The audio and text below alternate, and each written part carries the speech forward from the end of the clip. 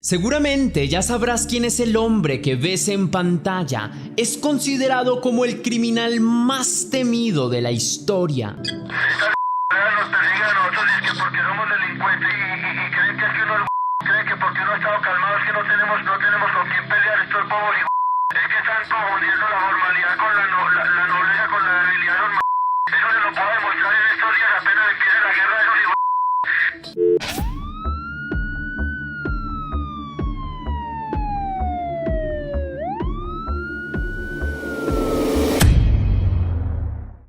Antes de iniciar con el video de hoy, quiero enviar un saludo muy especial y cósmico a dos leyendas. A Natalia Maite Peralta León, que me escribió: muchas gracias, me encantan tus videos, siempre los escucho de fondo. Muchas gracias a ti, mi querida leyenda, por verme y mostrarme tu apoyo. No sabes cómo lo aprecio, de verdad. Te envío un fraternal abrazo, también te envío un beso cósmico y deseo que todo esté marchando de maravilla. También quiero agradecer a Shamaris López, que me escribió: gracias.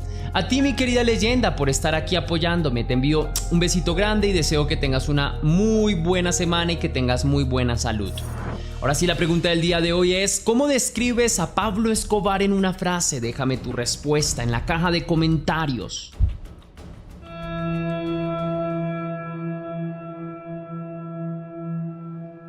Procedente de una familia campesina de Río Negro, en el departamento de Antioquia, en Colombia, el señor Pablo Emilio Escobar Gaviria nacería un 1 de diciembre del año 1949 en el corazón de un hogar de clase media, siendo el segundo de 7 hermanos, hijo de una profesora de escuela y de un campesino agricultor con buenos recursos económicos. Entre su familia antes que él ya había parientes quienes decidieron caminar los malos pasos de la vida criminal. Por ejemplo, su abuelo materno, el señor Roberto Gaviria, un contrabandista de whisky en tiempos de la prohibición en el siglo XX, quien enseñó a su nieto varias cosas sobre el negocio del AMPA. Aunque mucho se especula sobre el origen humilde y popular de Pablo, la verdad es que entre sus familiares hay destacados políticos, empresarios, ganaderos y figuras importantes entre los más rimbombantes apellidos antioqueños. Desde sus días de escuela, Pablo mostró su particular ingenio para los negocios. Allí, en compañía de su primo Gustavo Gaviria, prestaban dinero a sus compañeros cobrando intereses, cambiaban calcomanías, vendían las copias de los exámenes, hacían tareas y trabajos de otros estudiantes, de manera que poco a poco mostraban habilidad en estos campos. Al terminar sus estudios básicos en 1969, Pablo Escobar empezó a estudiar economía en la Universidad Autónoma Latinoamericana de Medellín, pero se retiró al poco tiempo para dedicarse a sus negocios, la mayoría de ellos en el mundo del AMPA, coordinando de a poco lo que sería su imperio del terror. Pablo conocería el amor de su vida, la señora Victoria Eugenia Henao Vallejo, alias La Tata, contrayendo matrimonio en 1976, del cual nacería fruto de su unión Juan Pablo Escobar Henao en 1977 y Manuela Escobar Henao en 1984, quienes al crecer tras la muerte de su padre y lo que implicaba su apellido, lo cambiarían para vivir con otras identidades.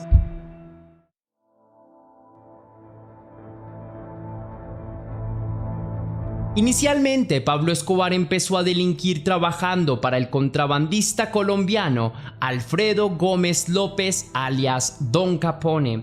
Escobar participaba en estafas y robos de poca monta conforme ganaba experticia en las calles. Incursionó en el robo de autos, en el contrabando y el tráfico de la planta verde a los Estados Unidos, donde empezó a ganar considerables sumas de dinero e ideas de futuras rutas para sus remesas. El capo colombiano también secuestró a personas y ultimó con sus propias manos. Se involucró con la muerte y el secuestro del empresario Diego Echavarría Misas en el año 1971 y en la del criminal Fabio Restrepo en 1975. Tras estos golpes, Pablo compraba personalmente la pasta de la sustancia blanca en Colombia, Bolivia y Perú, para revenderla a comerciantes ilegales que la procesarían y exportarían a los Estados Unidos. Para 1970, Pablo ya era un elemento importante de este turbio negocio internacional, ganando cientos y miles de dólares con los que administró y fundó su propia empresa criminal, haciéndose de pistas aeronáuticas, laboratorios, negocios y rutas exclusivas del comercio de sustancias, un imperio de proporciones multimillonarias denominado el Cartel de Medellín, asociado con otros peligrosos criminales como Gonzalo Rodríguez Gacha, Carlos Leder, Jorge Luis Ochoa, entre muchos otros. En el año 1976, Pablo fue arrestado por comercio de sustancias ilegales, pero la investigación se perdió y Pablo quedó libre al poco tiempo. El caso fue nuevamente abierto luego de unos meses, pero la jueza asignada al cargo desertaría al proceso antes de ser eliminada en 1989 por órdenes del Cartel de Medellín.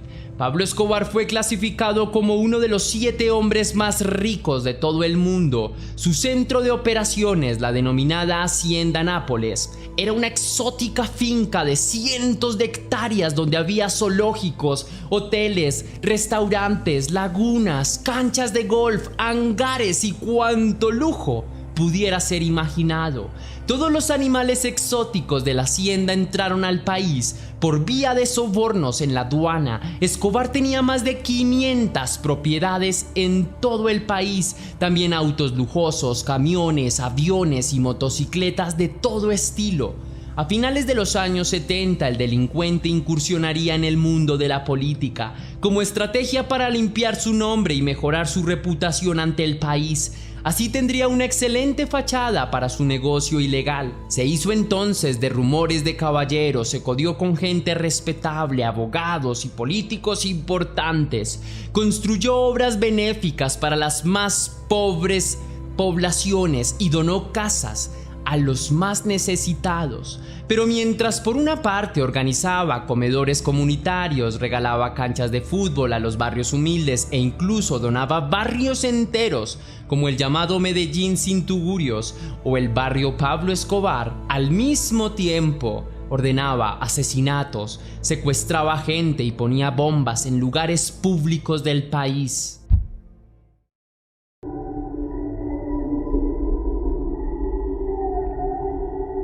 Le habla Pablo Escobar de Medellín. Es para manifestarle que si el gobierno de Alemania rechaza a mi familia inocente, yo tomaré represalias contra los ciudadanos, los turistas, las empresas y los intereses de Alemania en Colombia. Su más característica forma de negociación era la conocida oferta de plata o plomo, donde a cualquier personaje de la sociedad, sea un civil, un testigo, un policía, un abogado, un juez, un sacerdote o incluso un político, se le hacía una oferta de una suma de dinero a cambio de su silencio o de algún favor particular. De lo contrario, recibiría plomo de un arma de fuego como contraoferta. De esta manera el criminal llegó a mantener el control de instituciones públicas en el país, del DAS por ejemplo, el cual convirtió en una de las sucursales de su cartel. Entraba y salía de los cuarteles de quienes debían capturarlo como si fuera su propia casa. De comisarías de policías, de bufés de abogados, de salas de plenarias, incluso llegó hasta el Senado por el movimiento alternativo liberal, pues al que llegó a punta de amenazas y extorsiones, luego de ser expulsado del nuevo liberalismo fundado por Luis Carlos Galán, a quien supuestamente admiraba, con quien se enemistó al ser rechazado y tiempo después coordinaría su asesinato.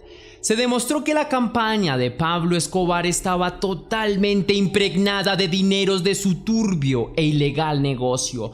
El mismo FBI abrió un informe en su contra en 1990 donde se demostraban financiaciones de campañas en las elecciones legislativas de 1990. Investigaciones del ministro Rodrigo Lara Bonilla junto con el coronel de la policía Jaime Ramírez Gómez finalmente demuestran los evidentes vínculos de Pablo con el comercio de sustancias ilegales. El escándalo es publicado por el periódico colombiano El Espectador, revelando el lado más oscuro de Pablo Escobar ante los colombianos, demostrando que no es más que un bandido. La ley suprime su inmunidad parlamentaria y el criminal empieza a ser perseguido. El coronel de policía Jaime Ramírez coordina un operativo en contra de Tranquilandia, uno de los más grandes laboratorios del polvo blanco ilegal pertenecientes al cartel. Luego del operativo le cancelan la visa a los Estados Unidos a Pablo, quien renuncia públicamente a la política. Rodrigo Lara Bonilla es asesinado el 30 de abril de 1984 por orden de Pablo. Luego del crimen, el gobierno autoriza la figura de extradición en Colombia y el cartel de Medellín, entre otros carteles, empiezan a ser perseguidos y atacados. Varios comerciantes ilegales son propuestos como posibles extraditables para pagar condenas en cárceles de los Estados Unidos. Se juntan en venganza varios de estos comerciantes señalados y en 1984 hacen estallar una bomba en la embajada estadounidense de Bogotá. Ordenan muertes sistemáticas de policías, jueces de todo el mundo prácticamente, desplegando la inseguridad en las calles, mientras los extraditables sembraban el terror con bombas y asesinatos a políticos. Con el paso del tiempo entrarían en controversia por temas que aún no están del todo claro. Es por eso como en medio de esta discusión entre capos perseguidos, el 13 de enero de 1988, 70 kilos de dinamita son detonados en el edificio Mónaco, propiedad y hogar de Pablo Escobar y de su familia, lo que es considerado como un gesto de guerra. A pesar de que no hubo pérdidas humanas, el edificio quedó destruido y el cartel de Medellín culpó al cartel de Cali, quienes negaron su participación en el acto. Sin embargo, Escobar ordenó detonar varios negocios del cartel de Cali como venganza en una ofensiva que se desplegó desde el 18 de febrero del 88, cuando incendiaron varias sucursales de farmacias La Rebaja en Medellín, que eran parte del cartel de Cali, entre otros casi 40 atentados con explosivos en la denominada Guerra de Carteles. Se propusieron varios diálogos de paz para mermar la guerra, pero ningún encuentro diplomático tuvo resultado. Como represalias, una serie de asesinatos selectivos se desplegaron por todo el país, llevándose la vida de jueces, funcionarios públicos y personajes de la vida pública. El 18 de agosto de 1989, sicarios de Escobar se infiltran en un mitin político y ultiman al político Luis Carlos Galán, enemigo de los capos, quien propuso la extradición como castigo a comerciantes de sustancias ilegales y alguna vez discutió con Pablo Escobar. Tras su muerte, el gobierno cancela los diálogos o treguas con los carteles y les declara la guerra. El 23 de agosto, un grupo de capos que se hacían llamar los extraditables respondieron al gobierno aceptando la guerra. Se alzaron en armas con más de 3.000 sicarios. Hay una orden nacional de los extraditables. Todo el que esté aliado a César Gaviria, la orden es bala. Orden es bala. Aquí tienen a los que están con Gaviria, están al lado de un muerto. En las calles empiezan a estallar bombas y a derramar sangre. Entre septiembre y diciembre de 1989, más de 100 explosivos se detonaron en Colombia contra edificios del gobierno, dejando un saldo de más de 300 civiles asesinados. El 30 de agosto de 1989 fueron destruidas las instalaciones del diario El Espectador, luego de que las organizaciones ilegales detonaran una bomba contra ellos como venganza por sus publicaciones. Los capos buscan negociar con el gobierno entre amenazas de guerra, por lo que tras secuestros y chantajes, se organiza una comitiva para negociar con estos criminales. Como acto de buena fe, los extraditables entregan 1 tonelada de dinamita, liberan secuestrados y ceden un laboratorio de procesamiento del polvo blanco.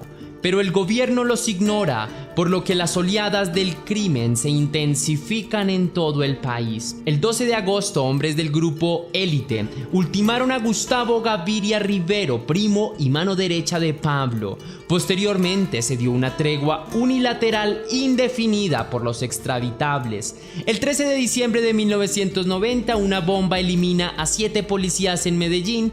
7 más serían ultimados por sicarios. Luego decenas de policías más morirían víctimas de sicariato. Había precio en Medellín por policía muerto. Los carteles pagaban $1 millón a cualquiera que constatara con fotografías cómo habría ultimado a un policía.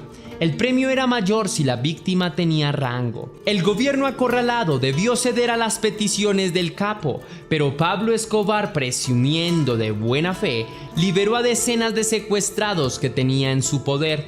Luego se aseguró de que se firmara y aprobara el 19 de junio de 1991 un artículo que prohibía la extradición de colombianos por nacimiento. Prontamente se entregaría voluntariamente a la ley para pagar condena en una prisión, pero no en cualquier prisión, sino en la llamada Cárcel de la Catedral en Envigado, la cual él mismo construyó para su presidio. Esa cárcel era llena de lujos, restaurantes, bares y todo tipo de ostentosidades. Su nuevo centro de operaciones, mientras era custodiado directamente por militares, por la policía y por el IMPEC, desde allí siguió delinquiendo, cobrando por sus rutas de comercio ilegal, mientras afuera las autodefensas y los paramilitares estaban envueltos en conflictos armados con antiguos socios del cartel de Medellín. Finalmente, los grupos paramilitares realizaron una tregua entre 1992 y 1994. Desde la catedral, Pablo Escobar cobraba elevadas sumas de dinero a otros comerciantes ilegales para mover sus rutas. Entonces descubrió que algunos de sus socios, aprovechando que él estaba en prisión, quisieron pasarse de listos y esconderle dinero. Entonces el capo de la mafia ordenó sus asesinatos junto a 50 personas más entre familiares y conocidos de las víctimas, todo coordinado desde la cárcel, lo que molestó al Estado colombiano, quien ordenó su traslado a otra prisión, pero los trámites se hicieron lentos y se atascaron con sobornos y amenazas. Finalmente, cuando autoridades fueron a la cárcel para llevárselo, Pablo ya no estaba. Se había fugado tranquilamente por la puerta trasera de la cárcel que él mandó a construir a su medida, escapando un 22 de julio de 1992. Posterior a esta afrenta, el gobierno crea el denominado bloque de búsqueda, conformado por la policía, el ejército y cuerpos de inteligencia de Estados Unidos. El 30 de enero se reporta un nuevo grupo paramilitar tras la pista de Pablo, llamados los Pepes, que significa perseguidos por Pablo Escobar, donde estaban exintegrantes de otros carteles como los hermanos Castaño, quienes ultimaron a socios, abogados, familiares y allegados a Pablo Escobar, mientras también destrozaban sus propiedades y sus negocios.